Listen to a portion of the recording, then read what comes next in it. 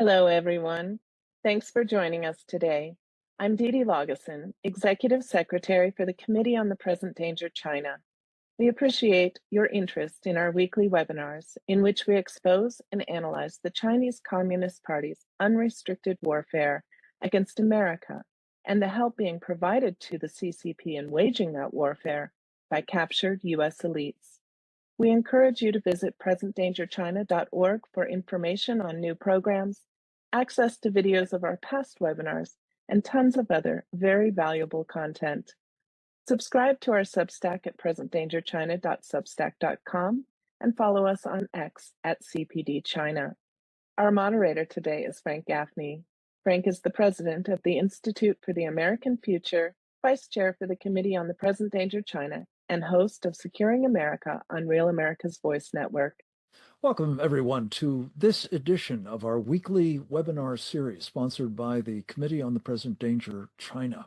This is a program that, as is true of most of them, is going to focus in on a particular line of attack of the Chinese Communist Party against America and her people, pursuant to a policy or a doctrine, if you will, that has come to be known as unrestricted warfare.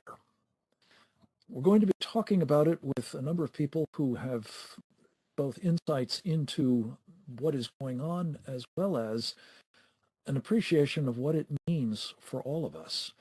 And before we do, I just have to say that one of the small wonders of these programs is that oftentimes they come together at the last possible moment. Sometimes they come together after the last possible moment. And this is the case today. We invited a man who has contributed mightily to our understanding of this particular problem, namely what the Chinese Communist Party and its mafia partners, and notice the triad groups, have been doing inside America to wage what I think can only be described as chemical warfare.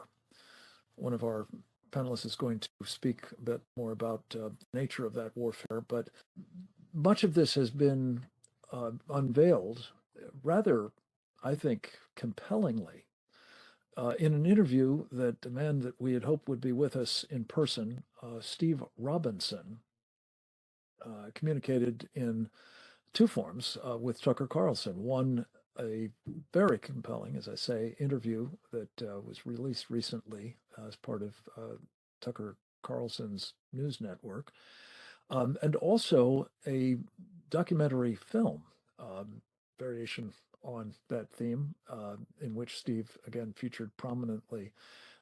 It's called High Times, and it is about what the Chinese are doing to, advance the cause that all of their unrestricted warfare efforts are aimed at, namely destroying our country.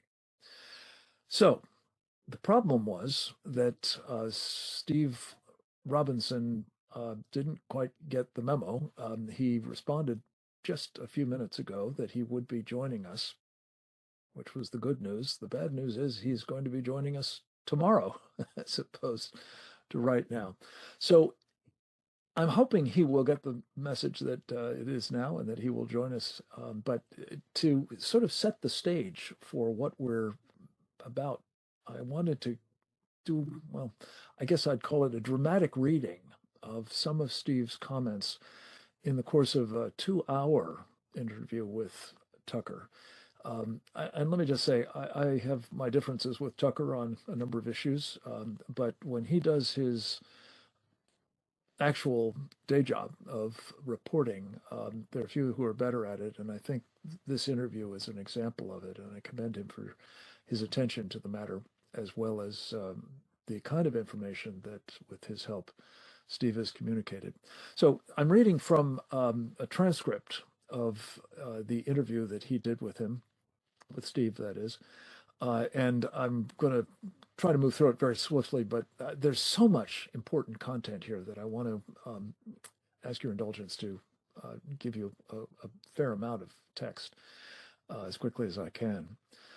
Steve started off the interview by noting that I would say there's probably 300 to 400 properties throughout the state of Maine that are under the control of what the Department of Homeland Security under President Biden called Asian transnational criminal organizations, unquote. Chinese mafia, I think, is a better term and an easier way to understand it. There's one of those next to my high school, basketball coach's house. One of these next to, the guy who ended up marrying my high school girlfriend. He's got a Chinese marijuana grow next to him. There's a Chinese marijuana grow next to the first place that I got drunk with my high school friends. There's a Chinese marijuana grow on my camp road that has since been busted. There's a Chinese marijuana grow on my dad's road in St. Albans. They're everywhere.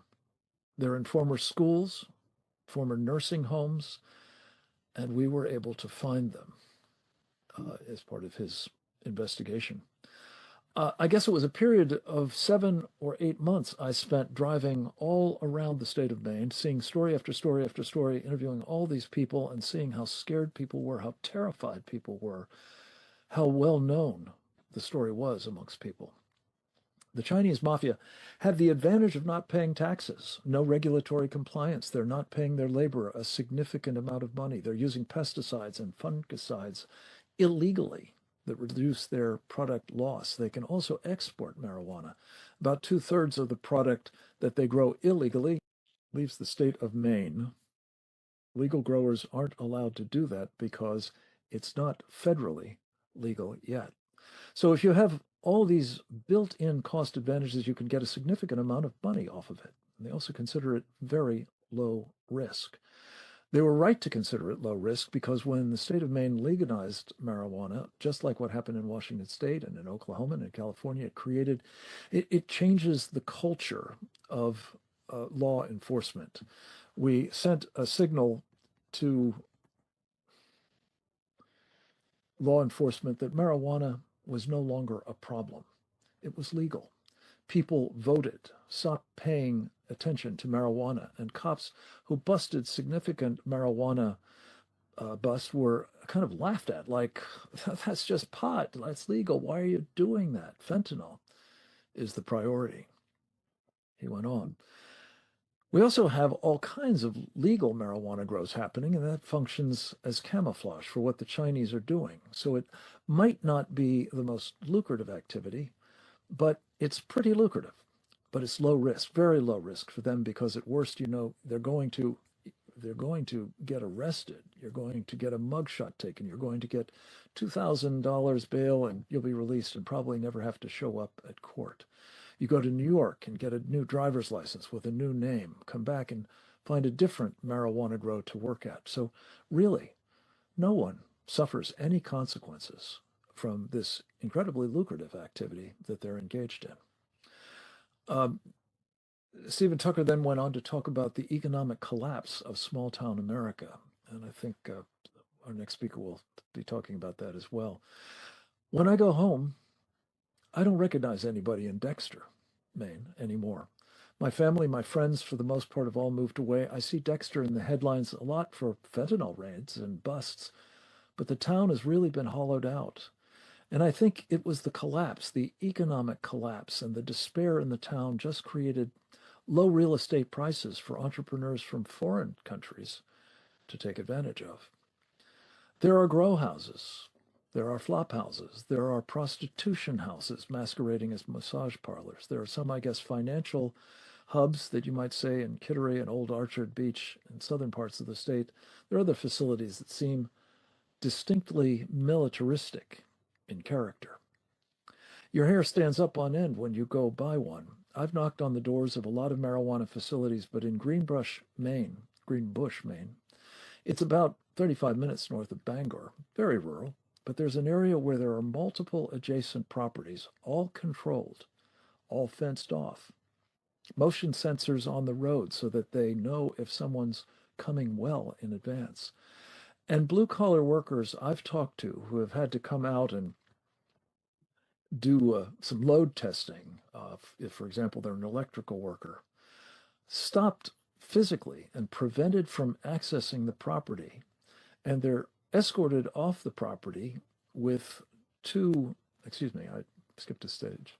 And blue-collar workers I've talked to who have come out and to do some service at these properties have talked about being surveilled by crews of 8 Chinese young men, close-cropped haircuts, fatigues.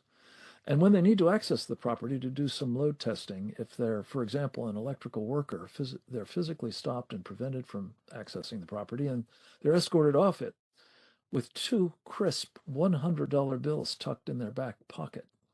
And they say, "Coffee money, coffee money, coffee money." And they push them off the property. You can execute a search warrant if you're in law enforcement on one of these facilities. You can go in and you can arrest some people, you can destroy their plants, but the very next day, it can get spun up again. And all that they have to say is they're getting a license. They're in the process of getting a license to operate legally, and then law enforcement can't touch them. So in January, the director of the Office of Cannabis Policy, handpicked by Governor Janet Mills, a guy named John Hudak, admitted he's in front of the Veterans and Legal Affairs Committee testifying for the first time this year of this session. And he admits that they've been giving licenses, medical marijuana licenses, to individuals that he suspects have ties to Chinese organized crime. Or he's giving licenses to people who provide addresses for their grows at properties that have been previously raided for their connections to Chinese organized crime. And that his hands are tied. There's nothing he can do about it. The subject then turns to, said Governor Janet Mills. He says, the state under Governor Janet Mills has embraced restorative justice and harm reduction, and the idea that if you stop enforcing laws against drugs, you pass out needles and Narcan, and that's going to be good for society. I think the plain, objective evidence is that's been a complete failure. But on the Chinese criminal conspiracy in the state, we've approached her at events and tried to ask her about it, and she won't answer questions directly. So that is the million-dollar question. The governor's brother, Paul Mills, has been involved in notarizing deeds for individuals connected to Chinese organized crime and was the real estate transfer authority specifically for a piece of property which he helped transfer as a gift to the ownership of a Chinese national who owns multiple marijuana grows in the state of Maine. And it was done days after a law enforcement action in that area. They then turned to environmental predation. This was one of the most chilling pieces of the interview. He says, every single house that has had one of these Chinese marijuana grows, the best use for it is potentially practice for the fire department. They all need to be torn down. They're super sites, super fund sites. We don't even know the extent of the damage that has been done as a result of the Chinese pesticides and fungicides that have been imported from China illegally into California and then shipped to Maine and used at these sites as fumigants. California has had a really bad problem with this. He goes on to talk about hoop houses and massive greenhouses that are operated there. And they've been investigated from, he says, an environmental perspective because they've weakened their drug laws so much in California that no one cares about illegal marijuana. But they do care about water diversion to supply the cannabis, and they care about the contamination of these pristine wildlife environments with the chemical runoff. He goes on to say, there's no regulated use for many of these pesticides and fungicides because they're so deadly for humans. But it's even worse than that. They're using chemicals that are not licensed for use in the United States and are deadly. Sometimes some of them aren't even licensed for use in China, which is notorious, I think he meant to say, for their concern for environmental rights, human rights, and environmental degradation, or lack concern, more to the point. He then goes on to say, but they're also not very well studied. Used together in like 8 of them together, 12 of them together, they're not studied when you burn them. They're not studied when you apply them to marijuana and eat the marijuana. They're not studied when you apply them to marijuana and smoke the marijuana. They're not studied when you use them in all these different combinations and then do a gas extraction process to extract the THC oil and a more potent version of this pesticide fumigant. They're not studied at all. They were unknown. They only identified a lot of these chemicals seriously because they brought in the Weapons of Mass Destruction unit from the Army National Guard because the conventional labs couldn't test for them. And there's no lab in the state of Maine that can test for them that I know of. They're coming here from California, these chemicals, shipped here illegally from China and being distributed here. And if they're in that grow in Somerset County, you could assume that they're all in all these grows, and they dump mad science concoctions of pesticides with sawdust and ammonium nitrate and a little fuse and a half-cup beer can, and they let it smolder. And the smoke fills the house, and it covers the marijuana plants so the mites won't grow and the mildew won't grow. So you have minimal product loss. They're very effective at mitigating any kind of pesticide or pest damage to your marijuana product, but it coats every corner of the house. And these dangerous chemicals, so we have no way of testing for them. There's no real estate disclosure. Just a few more detailed points here. He says the Lincoln County Sheriff has videotaped surveillance evidence of illegal dumping going on behind these sites. There's Machias out in Washington County in a marijuana grow I visited there. You could almost study the ages of marijuana cultivation there by looking at the strata of styrofoam or fiberglass substrate that they start the marijuana plants in, because they were just layers and layers and layers and layers where they'd been growing marijuana, because they just take it when they're done with it and throw it out in the backyard.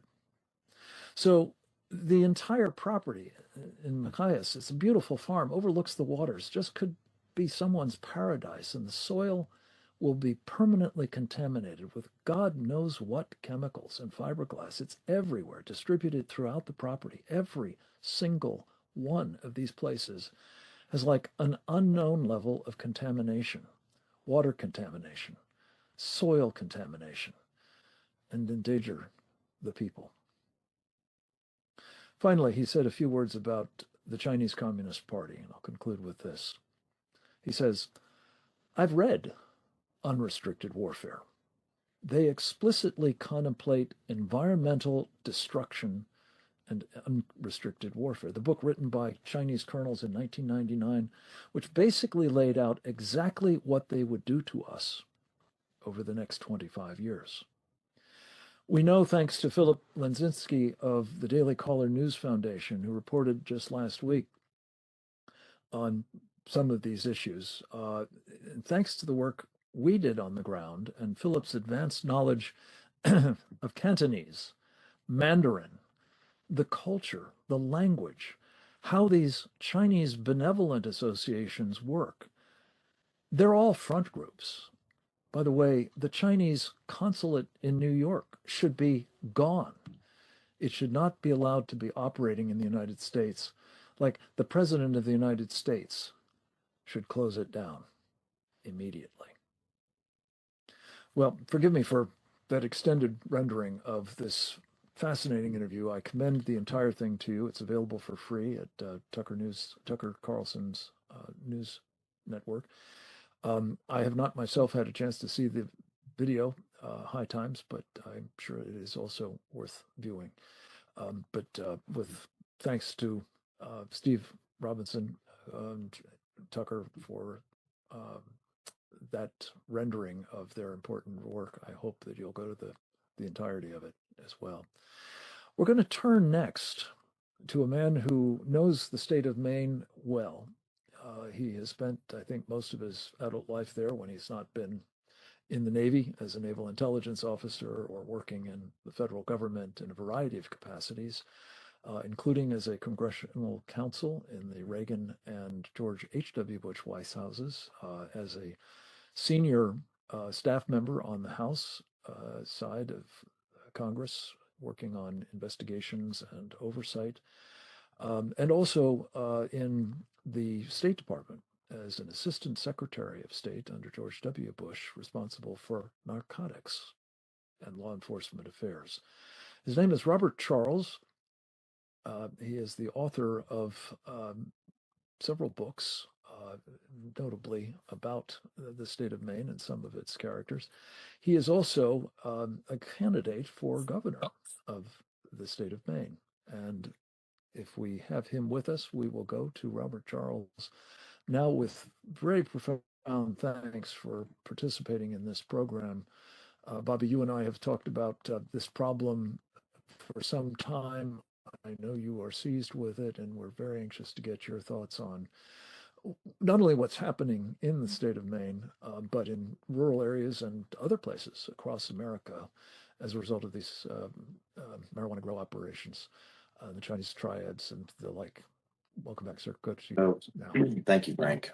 So first, let me say that I am running for governor, and one of the reasons I'm running for governor is to reverse a lot of what Steve and Tucker talked about. So my hat is off to you, to Steve, to Tucker for putting a bright light on this. I cannot tell you how profound the changes in the state are that I grew up in. I grew up in rural Maine. I live not far from where I grew up. There are Chinese grow houses within a couple of miles of where I sit right here.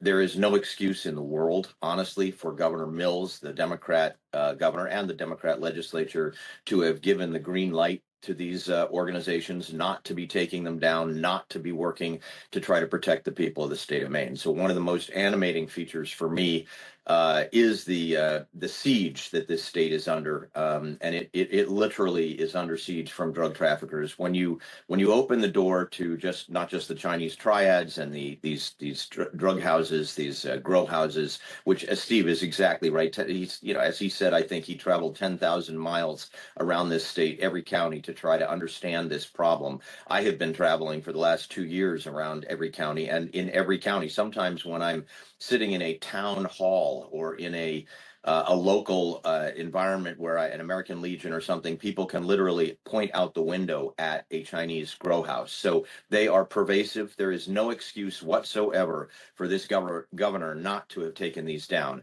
She is.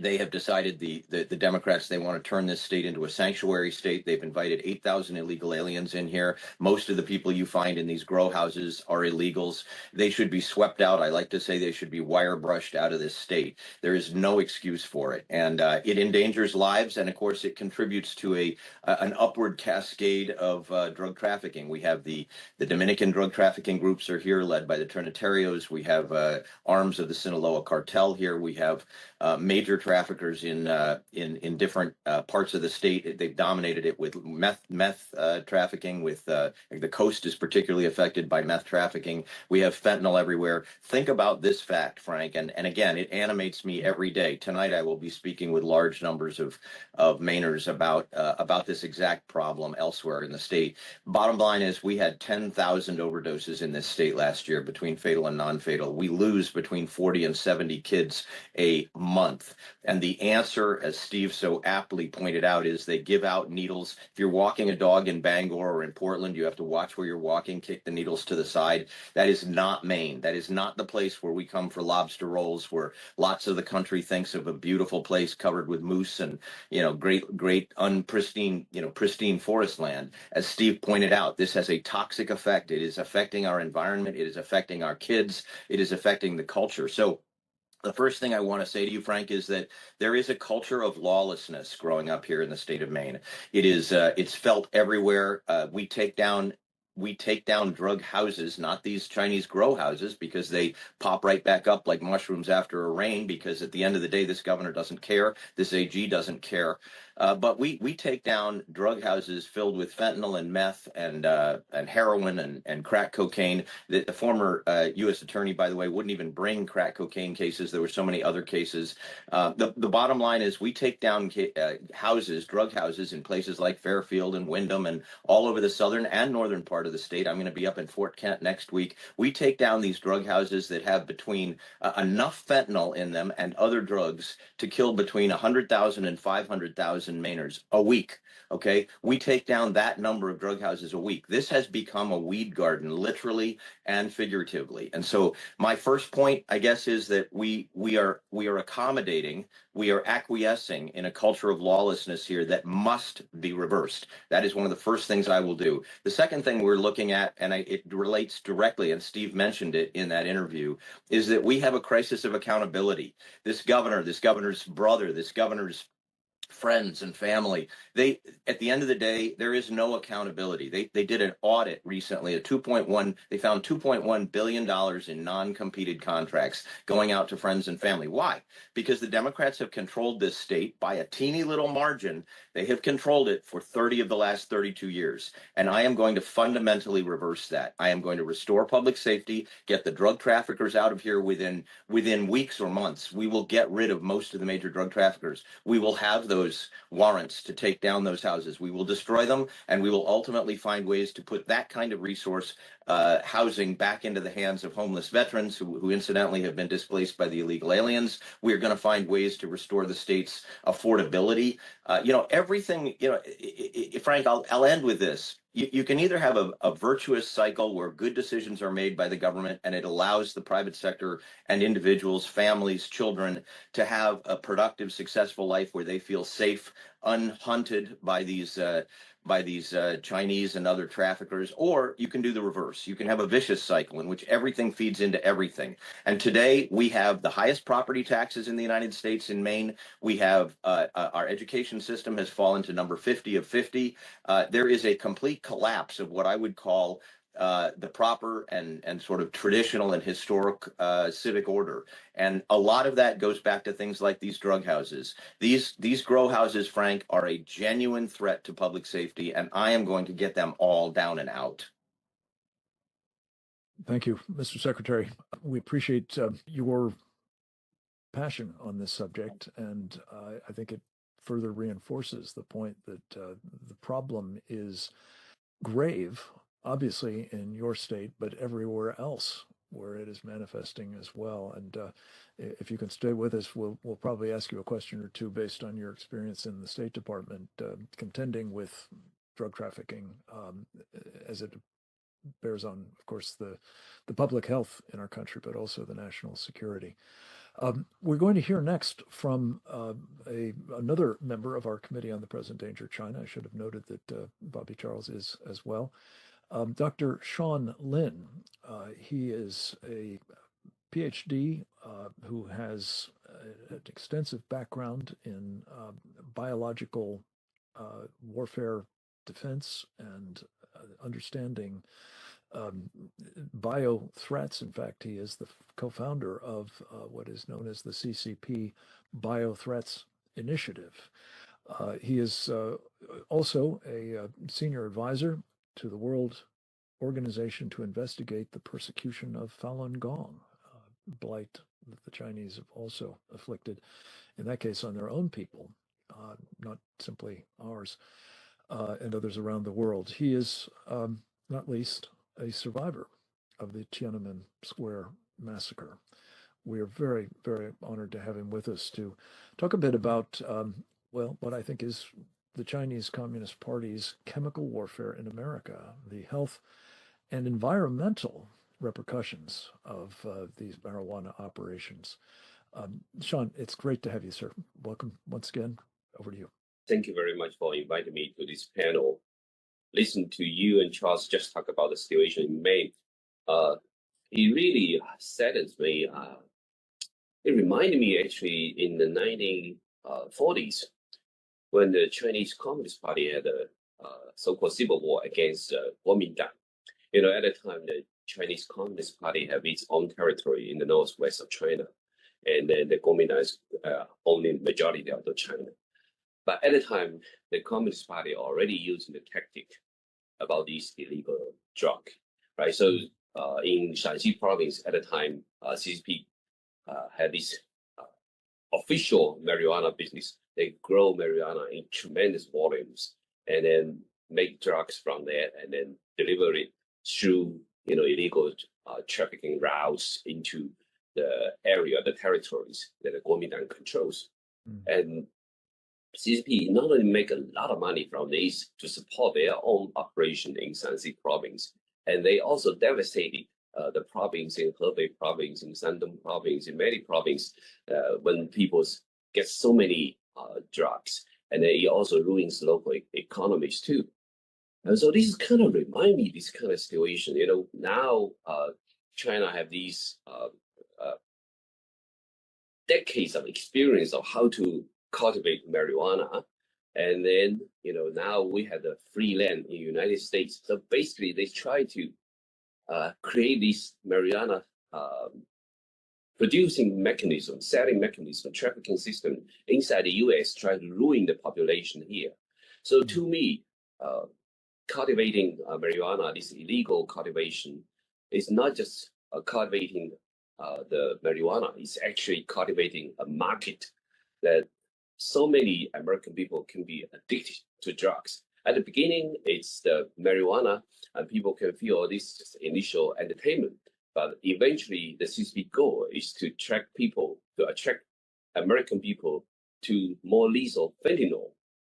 Right? In this process, of course, a lot of Chinese gangs, some of these, cartel, their drug cartels can make a lot of money from this process. But the key issue is eventually they will destroy American culture, kill many American people, weaken American power in the global stage. So I think this is the whole scheme. And so in this process, of course, many of the Chinese gangsters can be utilized, can be incentivized by the government to grow these marijuana. So at the beginning, they also do a lot, this kind of illegal marijuana cultivation in the Golden Triangle in the Southeast Asia. And they learned a lot from this experience in those areas, because those areas also have very poor law enforcement. So they learn how to use all kinds of modern fertilizers, modern toxic insecticides, pesticides, and they collect a lot of experience in the Golden Triangle. And now these Chinese gangsters bring their experience into the America, and they can do it very efficiently because they know when they use this toxic pesticide, insecticide, they can quickly kill any insects, even kill many of the rodents in the farm. They can harm their cultivation of the marijuana. And so they can have very big boost of the production of marijuana. And so in this way, they can make a lot of marijuana and they sell it at a lower price. And then they can flood it into the American market to create younger generation, create American community into like a huge market to the really want the entertainment for marijuana. So in this way, they can make a lot of money in this process and ruin American community. So these products, they have a lot of experience accumulating Golden Triangle, and they know these definitely are very highly toxic pesticide, insecticides, and many of those even can causing lethal problems. For example, carbofuran. This is a very, like I say, extremely toxic insecticide. It's banned in the US, it's banned in China, but they still can bring it to the United States, and it can kill people with very minute minimum quantities. And so this exposure can cause neurological symptoms, vomiting, respiratory distress. You can basically treat this like neurotoxins. And then they also use organophosphates, like profanols and also phenylbucarbs. Some of these organophosphates, these are also illegal drugs in the United States, illegal fertilizer chemicals in the United States, but don't care about the impact to the people who cultivate the marijuana, don't care about the consumers using the marijuana, they don't care about the impact to the environment. Right? So not only these the toxic pesticide instead can heal the nerve system, it can be even lethal if people just inhale it, and also it will also cause a large environmental damages, because many of these cultivation houses, they use a lot of fertilizer as well. They also need to use a lot of cleaning reagents, and all these runoff will be polluting the environment, and also the damage to the soil is long term. It's not easy to be dissolved when it is absorbed into the soil. So it can be a long time damage. And not only these just pesticides, you also have heavy metals involved in there. So you can have lead, you can have arsenic, you can have cadmiums. All these also contaminants for the soil, and these substances can also further into the food chains. And so in this way, many people consume some of the products growing from the neighborhood farms or from the animals can also have health hazards. So this impact is tremendous in so many different aspects. And also in this cultivation house, they also have problem with microbial and biological contaminants, for example, mold, fungi. So they also use a lot of fungicide as well. And also these areas are also quite often contaminated with different pathogens, bacterial pathogens like E. coli, salmonellas. So these illicit cannabis growing house, they can have very poor health condition, and the workers and the illegal immigrants working in there can have huge health problem as well. But the Chinese drug law doesn't care about this situation. What they care is just about the profit and how do they create even larger market in the United States. And the Chinese gangsters who are doing this drug market, they are very unique because they have a lot of experience creating a large network, and they have tremendous organized network, so they can come to Maine in this area to buying the different properties. And you didn't see other minorities like Hispanic or African American doing this business, because Chinese gangsters is the most well organized, and they occupy more than 80% of the business of illegal marijuana cultivations. And they know this is a very effective way to make a lot of money and then ruin the American society. So I think this is part of the big chemical warfare strategy that CCP push out. They let these gangsters bring their experience from China, from Southeast Asia, from the Golden Triangle, bring it to the United States, and then expand the business, ruin American culture. And then at the same time, they manufacture fentanyl in Mexico, and then bring it through Mexico or through Canada to the United States, and then kill more people. So this is a great strategy. So let me just finish here right now.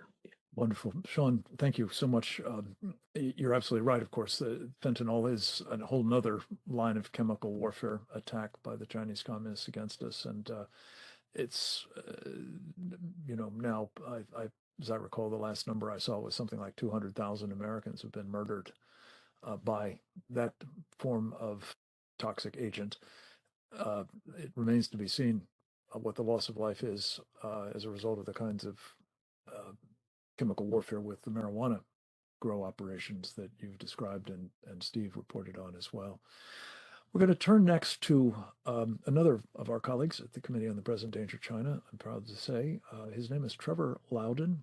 He is a very regular feature of these webinars, and I cannot express adequately how appreciative I am that he unfailingly makes himself available, including on very short notice, as was the case today. Trevor is one of America's, national treasures. I call him a binational treasure, as he hails originally from New Zealand. But we appreciate him here for sure, and are delighted that he has made it his life's work to document the phenomenon of enemies within. And I'm fond of pointing out that since Joseph Stalin successfully destroyed Joseph McCarthy, a senator who warned for a time, effectively and actually quite accurately, about Soviet communist penetration of our government. Once he was taken out, the communists made a point of trying to ensure that we thought there was no such thing as enemies within, and ceased to be concerned about what is a real and ongoing, indeed intensifying problem, about which Trevor is, as I say, an extraordinary authority. He is an author, a filmmaker, an essayist, a podcaster, a public speaker of great renown, and his books would fill a bookshelf. I think, in fact, many of them are on the one behind him, as a matter of fact, including Enemies Within and two multi-volume sets talking about the penetration by the Chinese communists and democratic socialists and others, Islamists among them, of our Congress. House Un-Americans is the series on what's going on in the House of Representatives. Security Risk Senators, the one on the Senate side. We've asked Trevor to address a topic that I know he understands better, again, than just about anybody: the Chinese Communist Party's toxic penetration of America, and why it is that what we've just been treated to in terms of this nightmare of the Chinese marijuana chemical warfare is sadly just the tip of the iceberg. Trevor Loudon, welcome back. Over to you, sir. Thanks very much, Frank. I'd like to touch on an area that I think Sean and Robert have done a great job. Sean with the implications of drug use and why the Chinese do this, and Robert on the devastation this has done to Maine. But I'd like to put this in context of a broader strategy. And I want to quote, it's actually from my book on Kamala Harris, but I want to quote a top Chinese Communist Party official, Jin Kan-rong, an advisor to Xi Jinping, who gave this speech in Guangzhou City in 2016, July 2016. Now, I don't normally quote long passages, but I think this is worthwhile. We in the Chinese government hope that in the end, every US congressman's district will have Chinese investment, and China will be able to control 1,000 or several thousand votes and make the, sorry about this. In fact, the US House of Representatives can be controlled because the United States has 312 million people and 435,000 members of the House of Representatives, 435 members of the House of Representatives. On average, a congressional district has about 750,000 people, 750,000 vote.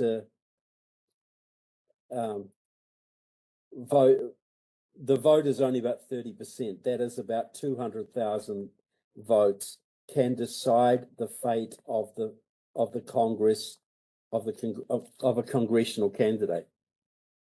Generally speaking, the number of votes, well, look, it's hard to read. What he goes on is that if we have Chinese companies and investment in every congressional district, we create constituencies of several thousand people who are dependent on the industries that are then controlled by the Chinese, whether legal or illegal.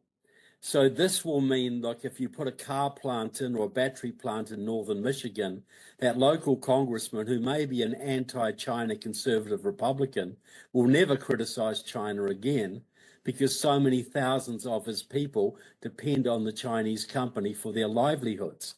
Now, this extends to illegal businesses as well.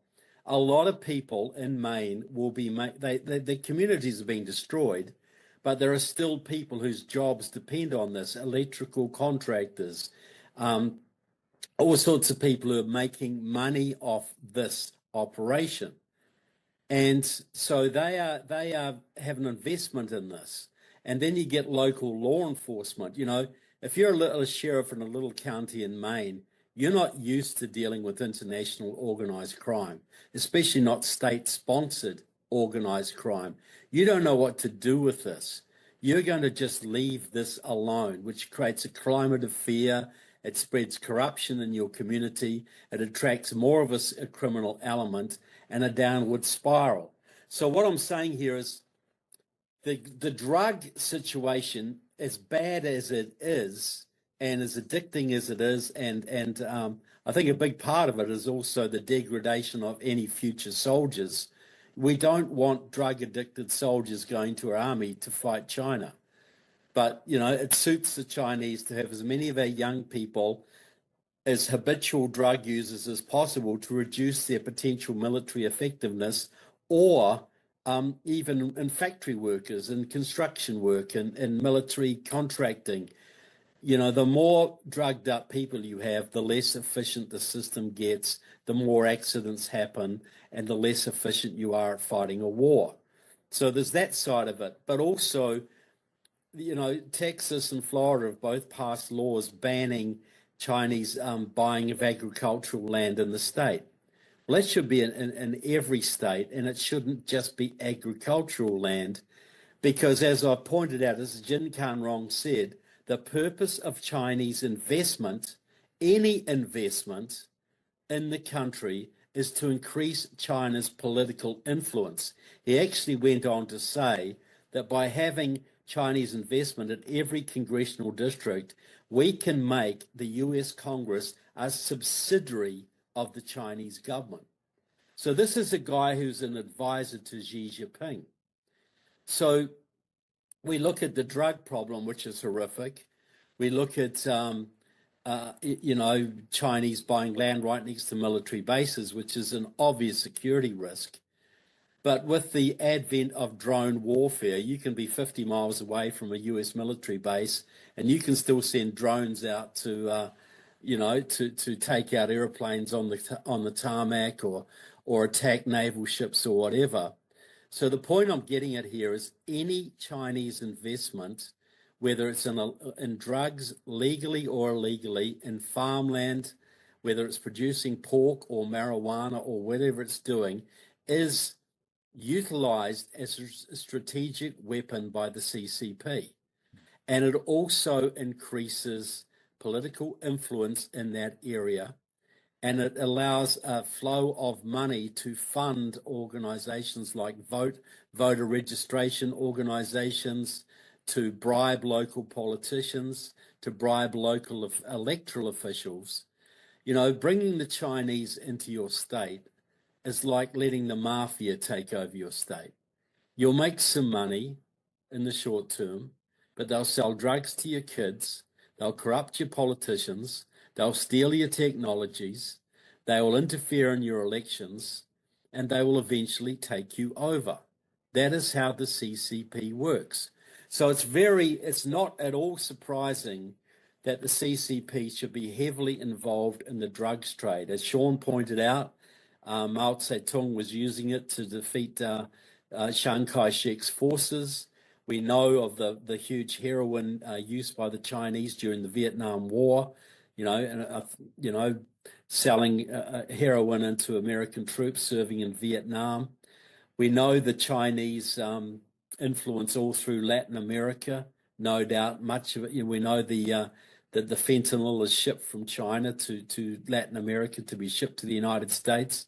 We know that China will execute marijuana dealers in their own country, but they'll give tax incentives to the people who produce the precursors for fentanyl, which are then shipped to the United States.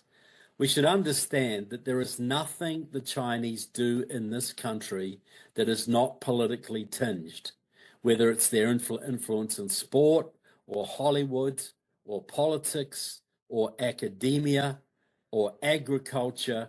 There's always a political and strategic reason for what they're doing. We understand that, you know, Chinese businesses are all to some degree or another tied into the CCP. They only operate at the CCP's permission. We know that Chinese organized crime is very much a part of the Chinese intelligence services. There are, we know they used organized crime to take over Vancouver in Canada. That was a deliberate Chinese Communist Party policy. And they got into real estate and started shipping funds into this country. We know that the Russians employ a similar strategy. There's a complete alliance between the Russian intelligence services and what we call the Russian mob. So I really applaud Robert Charles for saying that if he is governor of Maine, that this will be stopped, these farms will be closed down. But I think we have to look at this in the wider picture as well. All investment by the Communist Party of China in this country should be closed down. And Americans growing drug, and I'll say quite bluntly, the day that marijuana is prohibited at a federal level and at a state level, well, the federal government should be cracking down on any state that allows this cultivation, because it's always a corrupting influence. So I call for a complete end of communist Chinese investment in this country and a repatriation of that which is already here. It's just suicide, and an end to the so-called legal marijuana movement. Both of them are incredibly destructive, and it's not a surprise that the Chinese should use this destructive trade to do even more damage to this country in preparation for taking this country down. Trevor, thank you for what is an absolutely profoundly important contribution to this program, and really to the 210 or whatever it is of these webinars that we've done. You've been, as I mentioned earlier, a very important contributor to many of them, but I think this was a singularly clear call to action. And I just wanted to say something, if I may, about your point on the issue of Chinese investment in this country, in whatever form it takes. As it happens, and you may have had this in mind as you were speaking about a battery plant in upstate Michigan and its congressman being, reduced, and shall we say, in his willingness to talk about the Chinese threat by virtue of the fact that there might be employees there in the plant who are constituents and voters, at least some of them. As it happens, John Molinar represents people in upstate Michigan. He happens also to be the chairman of the House Select Committee on the Chinese Communist Party. And he has been doing, I think it's fair to say, extraordinarily important work of, raising awareness about what the Chinese are doing, specifically calling out people like Jamie Dimon, the CEO of JP Morgan, and Brian Moynihan, the CEO of Bank of America. He did it just, I think, yesterday on Maria Bartiromo's wonderful Fox Business program, pointing out that these are guys who are helping a Chinese battery manufacturer called CATL. The plant that it's trying to build, I think, is a little further south of his constituency, but there's another one called Goshen that was up in, that is, I think, in his district. And he's been very, very formidable in his opposition to both what the Chinese are trying to do and what Americans like Dimon and Moynihan are doing to help them. And I just wanted to say one further point on this, if I may. This issue of Chinese investment in the United States, inbound investment, if you will, is something that is featured prominently in a national security presidential memorandum that Donald Trump issued on the 21st of February, 2025. It explicitly says we are going to restrict what the Chinese are doing in terms of these investments, especially if they are in any way involving, national security related threats. And I think you've made the case persuasively, Trevor, that all of them do. The name of this memorandum is America First Investment Policy. The other part of it, by the way, is an outbound investment strategy. The president has explicitly said we're not going to be investing in Chinese companies, particularly Chinese military tied or civil military fusion companies. And that basically describes them all, as you've indicated, Trevor. So I just wanted to call attention to our audience of these important leaders on the one hand, and some of the work they're trying to do. We need to have, as you've said, Trevor, the president actually enforcing that America First investment policy. It's not been done so far. This battery manufacturer called CATL, C-A-T-L, was able to get, with Diamond and Moynihan's help, something on the order of $4.6 billion from American investors to help this Chinese military company, so designated by the United States Pentagon, by the way, to continue prospering and growing and becoming more dangerous, as it is helping the Chinese military to do as well. Trevor, I think you're trying to get a word in edgewise here. Over to you. Anything that helps the Communist Party of China, whether it's selling them Scotch whiskey or whatever, is still relief. It still means they can spend, any money they make here makes it easier for them, for their economy to grow, to stay stable, and to produce a military machine. But look, we're talking about Goshen up in northern Michigan. When that was very controversial, the Freedom Road Socialist Organization, my favorite enemies of America, the pro-Chinese Communist Party that started the recent LA riots and ran the Black Lives Matter riots, was sending people up to northern Michigan from Detroit to lobby on behalf of that factory, to try and shut down the opposition to that factory by local people.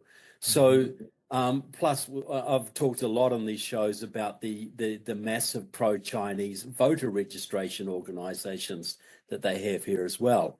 Detroit Action and Detroit and Michigan, Pennsylvania Stands Up in Pennsylvania. So all of this, every bit of Chinese influence in this country is strategic. Now, a lot of these guys are just here to make money, but they are directed and given permission to operate in certain areas by the CCP. They don't mind their minions making some money as long as it has the desired strategic effect. So it isn't just land next to military bases. It isn't just what we would normally think of strategic. Everything is weaponized. Every bit of Chinese investment in this country is weaponized against the people.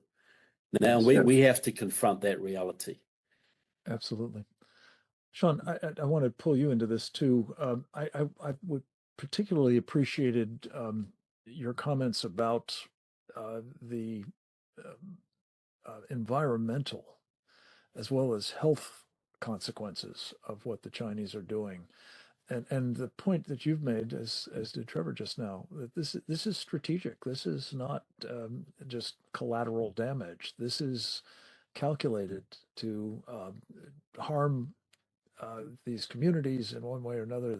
Especially, as I say, the water, the land itself, as well as, of course, the individuals who are consuming these products.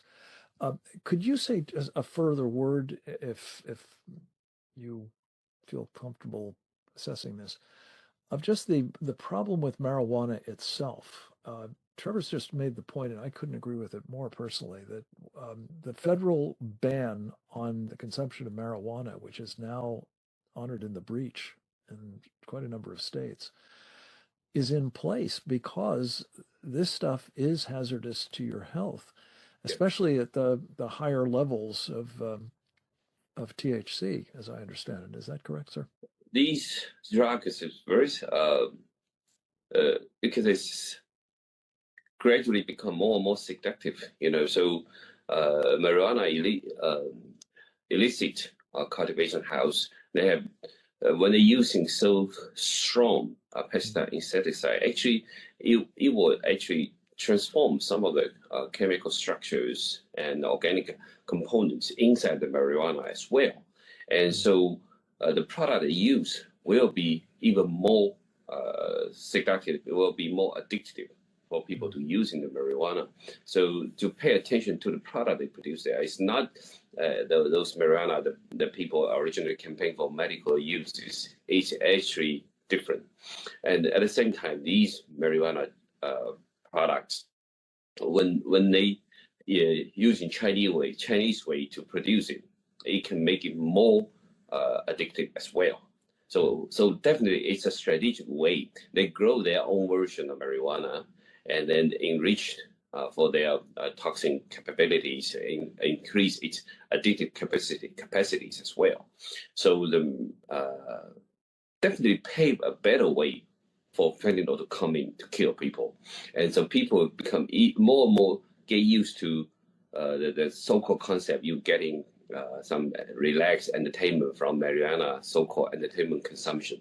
So definitely need to be tracking down in history who was the forces promoting marijuana entertainment usage. I think that's a problem that's been rooted for a long time, and the communist ideologies and their tactics has been infiltrated in the United States for a long time. So that's created overall situation that American society changed their livelihood, changed their habits, changed their so-called entertainment resources. I think we need to look into that in a deeper way. I thank you for pointing this out.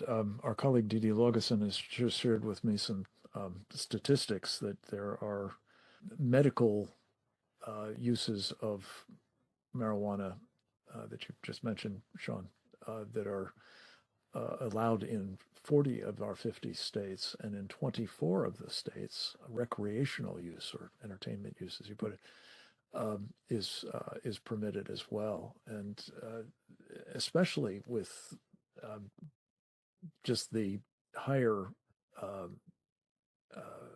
power, I guess one might call it, of the legal versions of marijuana, to say nothing of what's being insinuated into the supply by the Chinese Communist Party and its triad gangs, is unquestionably going to compound the problem of drug abuse in our country, and harder drugs as well.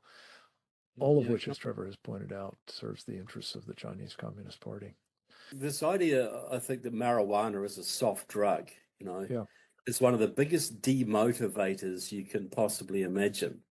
They don't call it dope for nothing. Like I got a very close friend who's got a young boy who works in a restaurant, and he's practically manager there now at 22, because he's the only one there that doesn't smoke dope. He's the only one that turns up there every day, that works a full shift, that is reliable. All of the rest of them are outside using marijuana at work. It is endemic amongst the young people, especially in certain industries. But it's a huge demotivator. It's an insidious drug, and I think it's worse than many of the so-called hard drugs because of the long-term psychological effects that it has on people.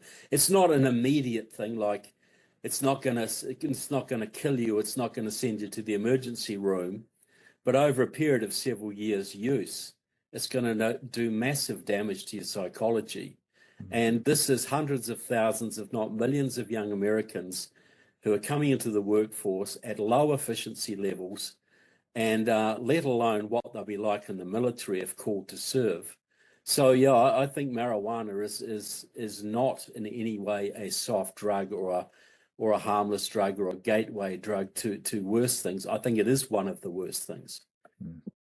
Could I come back to you, Sean? Yes. This is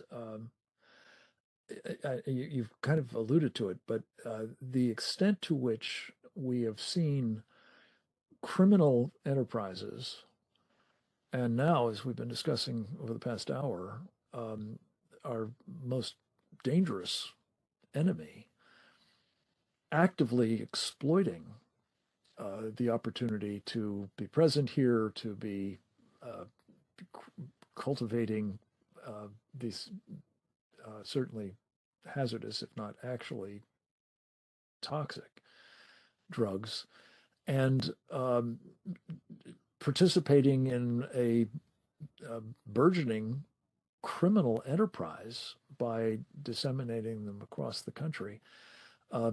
This creates a kind of chemical warfare that is, arguably vastly more dangerous than a lot of the others. I mean, in tactical situations, as you know from your time in the United States Army, chemical weapons can be very, very hazardous to your health, for sure. But we're talking about across the country and a population that is absolutely huge, if not very substantial part of our population. Talk a little bit about that, if you would, again, in the context of what the Chinese are thinking about this and their exploitation of these opportunities. Ironically, CCP in the past decades keep reminding Chinese people. They said the Western industrial countries defeated China through the Opium War, right? So they thought they were blaming the Western powers bringing opium to China and making Chinese younger generation so weak, and they keep broadcasting those pictures, images that the Chinese young generation lying on the bed just smoking the opiums. And they said this is devastating to the China in the 19th centuries. Well, they basically actually using the same strategy, or is in a reverse way. They're using this opium war right now against the United States. Yeah. So they, definitely want to weaken the American younger generation by making them addicted to the modern opium, this is the marijuana. So I fully agree with Trevor's point. Even when I was in the military, I know the young soldiers, when they get to Friday night, get to Saturdays, quite often they find a place, enjoy some marijuanas. It's a common, actually, in young soldiers. I was shocked at the time. But anyway, it becomes so common for younger generations. And so this is definitely changing the younger generation culture. Their concept about how to relax themselves, how to reduce stress, and they being brainwashed that you can use this marijuana to create some entertainment. It's a recreational usage of the drug. So definitely CCP is applying this tactic to the United States. And like Trevor mentioned, Mr. Jin Changrong, he's the advisor to Xi Jinping, to the top leaders in China. And he also mentioned his own word is in Chinese called 邪招. It means wicked strategies. He said that CCP can use some wicked strategy against the United States, and not only just influence the elections and control U.S. market, but also weaken the American society. This is also one of the tactics. So now you can see they're implementing it step by step, very strategically, very aggressively, and they exporting the transnational organized crime into the United States to run it. On the surface, they are maybe like just like a low-level gangster, but no, if you look at the Chinese transnational criminal organization, they have the most sophisticated organization strategies. They have MBA knowledge in there. They have doctors involved in making different versions of drugs. So they are the most sophisticated, most educated, most well-run transnational criminal organization. So this definitely is very bad news. Yeah. Let the record show that it was the Brits who used opium on the Chinese, and obviously it did have a hugely destructive effect on the Chinese population at the time. Could you just answer one other question, Sean, about the relationship between the Chinese triads and the Chinese Communist Party? There, I'm sure, are some who are going to hear this and say, well, that's the Chinese mafia. That's not the Chinese government. And one of the reasons why I wanted to read that passage from Steve Robinson's interview with Tucker Carlson about these United Front Work Department operations out of the Chinese consulate. And Trevor, you're an expert on this, so I want to get your thoughts on it as well. But is there, in fact, plausible deniability, even, let alone actual, firewalls between the Chinese communists and the mafia that operates in China and elsewhere around the world, including here? Sean? Well, it was CCP actually is behind all these drug laws and their operations in Golden Triangle area. And the Chinese government financially supporting the juntas, the warlords in those areas, and make sure that they can create a territory for the Chinese operations. And so Chinese not only do these illicit drug cultivation in those areas, but they also set up, now they even telephone scamming camps in there. And so all kinds of, illegal operation, they can set it up in those regions, and then Chinese government providing the mechanism for money launderings as well. And so basically it's CCP operated system, just they are not in the front, but it's definitely CCP supported the operation. And you can see even fentanyl, it's very specific target to the United States. If you look at Southeast Asia, the fentanyl is not on the market in there, but it's very specifically targeted to the United States. So it's definitely a strategic move, and the government, CCP government, is behind it, providing the production, providing the chemistry, providing the chemical engineers, and then providing the money laundering system. And then they set up the distribution network in the United States as well through the organized crime network. Yeah, and then they can use their WeChat system for these concealed communications, so that the law enforcement in the United States hard to track. Yeah, right. This is such an important point, and again, I think that there is a tendency to give the Chinese the benefit of the doubt when they insist that they're shocked. They're shocked that there's fentanyl, the ingredients for it coming out of China. I mentioned John Molinar, who I really hold in the highest regard. I think all of our committee on the Present Danger China do.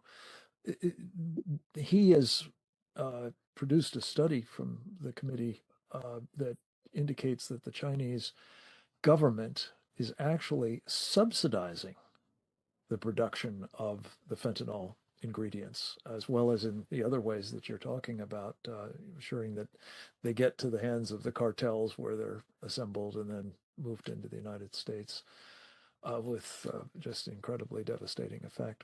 Trevor, would you like to say something further about this this issue of the Chinese Progressive Association, for example, and the ties to the official diplomatic apparatus of China and the United Front operations?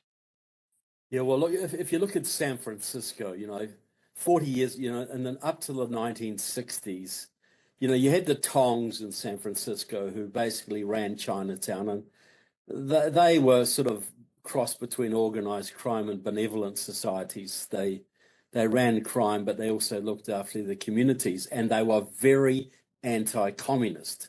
They hated the CCP, and they generally supported Taiwan and America. Well, the Chinese Progressive Association was set up in 1972 by young Maoist students who had direct relationship to the Chinese consulate, regularly sent delegations to communist China, and openly promoted the CCP line. They built up power in San Francisco over many years by controlling the voting process, to the point that virtually every supervisor in San Francisco, what other places would call a city councillor, they owe their jobs to Chinese Progressive Association influence. And over that time, the Tongs, which are still active in San Francisco, have switched their position from pro-Taiwan to pro-CCP, because they could see the writing on the wall, they could see where they could make the most money, and they could see that by enabling China in San Francisco and Sacramento and Los Angeles and Washington, D.C., that would best serve their interest. So, yeah, even many of the traditional old-fashioned Chinese tongs that operate in most big Chinese communities in the United States and through the Chinese diaspora, many of them have been flipped to the pro-CCP attitude. You see this even in Taiwan. The Kuomintang, which has a lot of connections to the Tongs in Taiwan, was militantly anti-CCP. Well, now the Kuomintang is the pro-CCP party in Taiwan. Mm-hmm. So there's been this gradual mixture of using the Chinese organized crime, the Chinese Tongs, all this kind of thing, plus political organizations to reorient the Chinese diaspora or large sections of the Chinese diaspora to a pro-CCP position.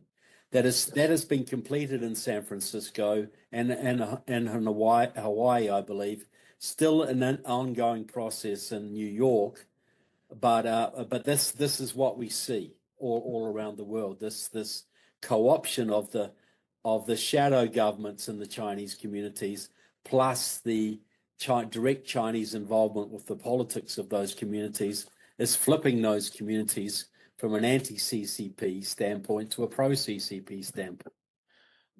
Points that you have documented to a fairly well in your various books, including notably the ones that I mentioned about the Congress of the United States, House and Senate. Trevor, I can't resist the strong impulse I feel every time I have you on these programs to ask you to talk about what we need to do about these problems. And obviously, Bobby Charles has talked about, if he were to become governor, taking the lead in trying to use the power of the state to shut them down. But you've also come up with an ingenious idea that I wanted to encourage you to remind us of in terms of some of the techniques that we've used against organized crime in this country. Yeah, well, this has been used against organized crime. The British used this to take down the Thuggy gangs in India. Dewey used it to take down Murder Inc. So what we need to do in this country is either set up a new section of the FBI or a new organization 100% dedicated to ending foreign influence, illicit foreign influence in the country. And this has to be a very vetted unit. You might interview 20,000 people to get 1,000, but super vetted unit that goes after foreign influence. Then I believe the president has to declare an amnesty, because I would say there's probably 1 million people in America right now who are working for a foreign government, either willingly or unwillingly. And they are in all sorts of prominent positions and sabotaging our efforts at every turn to end this problem. So if the president declares an amnesty, you could say something like, okay, we've got a new agency to deal with foreign infiltration. If you are a foreign spy agent, you're an American traitor, you're working with China or the Russian mob, or you're working with, the Cubans or the North Koreans or whatever, or the Muslim Brotherhood, you've got an amnesty. We're going to give you an amnesty. If you're a foreigner, you've got 3 months to leave the country and never return. We will not pursue you. If you live here or you're a permanent resident or a citizen and you want to stay here, you got 3 months to come into this new agency and spill your guts. Register your name. Tell us everything you know, who you co-opted, who co-opted you, what you stole, what you influenced, who your contacts were. Tell us every single thing you know. And if you do that and are willing to testify, you will get full immunity from prosecution and witness protection if necessary. You would see hundreds of thousands of foreigners leave the country within 3 months. You would see a massive meltdown of every foreign intelligence service in the country, because the Iranian businessmen who was bribing the US senator wouldn't know if the senator had taken the deal and was wearing a wire, and the senator wouldn't know if the Iranian businessman had taken the deal and was wearing a wire. The whole trust factor and all of these networks would melt down. Thousands of people would come forward to take advantage of the opportunity, and they would give us so much information that those few who did not take the opportunity could be easily prosecuted to the fullest extent of the law and punished accordingly. This is how you take down organized crime. You find the rats, you get low-level rats, and you get them to testify against the others, and you collapse the whole organization. And then the American people would finally understand how deep this problem was and support the security measures going forward to make sure it doesn't repeat. A brilliant point on which to conclude this program. I thank each of our distinguished panelists. Steve Robinson, in his fashion, contributing. We're so sorry that he was unable to do it today, but we were delighted to be able to take advantage of his good work with Tucker Carlson. Robert Charles, Sean Lynn, and Trevor Loudon, thank you for very, very helpfully illuminating the larger problem of the infiltration by the Chinese Communist Party and its minions, the help it's getting from its friends, and this particular line of attack, the chemical warfare one, in their unrestricted warfare playbook. I hope that each of you who are listening with us at the moment or will be in the days to come will make a point of doing what we ask of each of you every time. Please take advantage of this information to become engaged in doing what you can about the problems we discuss. Share it with your friends, family, colleagues, neighbors, and others in the hopes that we will, in fact, see not only a more clear understanding on the part of our people of what the Chinese Communist Party is doing to try to destroy this country and to become part of the solution to it in ways that, among other things, Trevor Loudon has just articulated so well. We're going to leave it at that at my end. I'm going to turn it back over to Didi with just a thanks for your participation and my prayer that God will bless you all and our country as well. Back to you, Didi. Thank you, Frank. A video of this webinar will be posted to presentdangerchina.org within a day or so of the conclusion of this program. Please share this and our other programs with your elected representatives, colleagues, and other networks. For webinar notices, updates, news, please subscribe to our Substack at presentdangerchina.substack and follow us on X at CPDChina. Join us again next week for another installment of our Committee on the Present Danger China webinar series on the CCP's unrestricted warfare against America and the free world, and how CCP captured elites betray the USA. Thanks for joining us today, and goodbye.